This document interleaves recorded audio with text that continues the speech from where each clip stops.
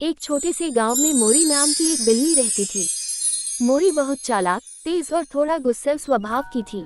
गांव के सारे जानवर उससे डरते थे, क्योंकि मोरी हमेशा अपनी मर्जी से चलती थी और किसी की बात नहीं मानती थी। वहीं दूसरी ओर तालाब के किनारे क्विक्की नाम की एक बत्तख रहती थी।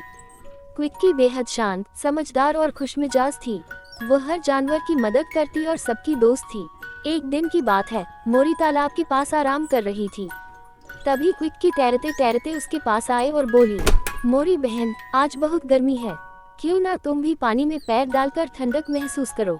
मोरी को ये बात बुरी लग गई। उसने सोचा कि क्विक्की उसका मजाक उड़ा रही है। गुस्से में उसने म्याऊं करते हुए कहा, तुम मुझे सिखाओगी कि क्या करना है? जाओ यहाँ से। क्विक्की ने शांत स्वर में कहा, मैं तो बस तुम्हें खुश करने की कोशिश कर रही थी। लेकिन मोरी ने उसकी बात सुने बिना उसे धक्का देने की कोशिश की। क्विक्की पानी में गिर गई, लेकिन उसे चोट नहीं लगी। वह चुपचाप वहां से तैरकर दूर चली गई। उस दिन के बाद से क्विक्की ने मोरी से दूरी बना ली। लेकिन एक शाम गांव में हलचल मच गई। तालाब का पानी किसी ने गंदा कर दिया था और कई मछलियां बीमार हो गई थी। गांव के जानवर आपस में बहस करने लगे कि ऐसा किसने किया होगा। मोरी को शक हुआ कि शायद ये क्विक्की का काम है, क्योंकि वह उसी तालाब में रहती थी। उसने बदला लेने के लिए ऐसा किया होगा। मोरी ने सबके सामने आरोप लगाया। क्विक्की ने दुखी होकर कहा, मैं ऐसा कभी नहीं कर सकती। मैं तालाब को अपना घर मानती हूँ। लेकिन मोरी को भरोसा नहीं था। उसी रात मोरी खुद छुपकर तालाब के पास गई। जैसे ही वह झाड़ियों में बैठी, उसे कुछ आवाजें सुनाई दी। उसने ध्यान से देखा, 3 जंगली रैकून, छोटे जानवर, तालाब में कूड़ा फेंक रहे थे और हंस रहे थे। मोरी को बहुत शर्म आई। उसने क्विक्की पर बिना सोचे समझे आरोप लगा दिए थे। वह चुपके से वापस गई और अगले दिन सब जानवरों को बुलाकर बोली, कल रात मैं सच्चाई देखकर आई हूँ। तालाब को गंदा क्विक्की ने नहीं, बल्कि जंगली रैकून ने किया है। सभी जानवर हैरान हुए। क्विक्की ने मुस्कुराते हुए कहा, धन्यवाद मोरी, तुमने सच का साथ दिया। मोरी ने शर्म से सिर झुका लिया। मैं माफी चाहती हूँ क्विक्की, मैंने गुस्से में आकर तुम्हें गलत समझा और बिना वजह आरोप लगाया।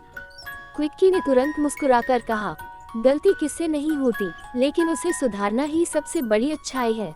फिर दोनों ने मिलकर तालाब साफ करने का निर्णय लिया। बाकी जानवर भी उनके साथ जुड़ गए। सबने अपने अपने काम बांट लिए। क्विक्की पानी में तैरकर कूड़ा निकालती, मोरी किनारे से पत्ते और प्लास्टिक हटाती और बाकी जानवर भारी चीजें उठाने में मदद करते। कुछ ही घंटों में तालाब फिर से साफ और सुंदर दिखाई देने लगा। तालाब की सफाई पूरी होते ही मोरी ने सुझाव दिया, क्यों न हम तालाब की रक्षा के लिए कुछ उपाय करें, ताकि कोई बाहर का जानवर इसे फिर से गंदा न करे। क्विक्की ने उत्साहित होकर कहा, हाँ, हम पहरा बारी बारी से रख सकते हैं और सभी को साफ सफाई के बारे में बता सकते हैं। उस दिन से मोरी और क्विक्की की दोस्ती और मजबूत हो गई। मोरी अब गुस्सैल नहीं रही। उसने समझ लिया कि हर बात का जवाब गुस्से से नहीं, समझदारी से देना चाहिए। क्विक्की भी मोरी की सबसे करीबी दोस्त बन गई। धीरे धीरे उनकी यह जोड़ी गांव में मशहूर हो गई।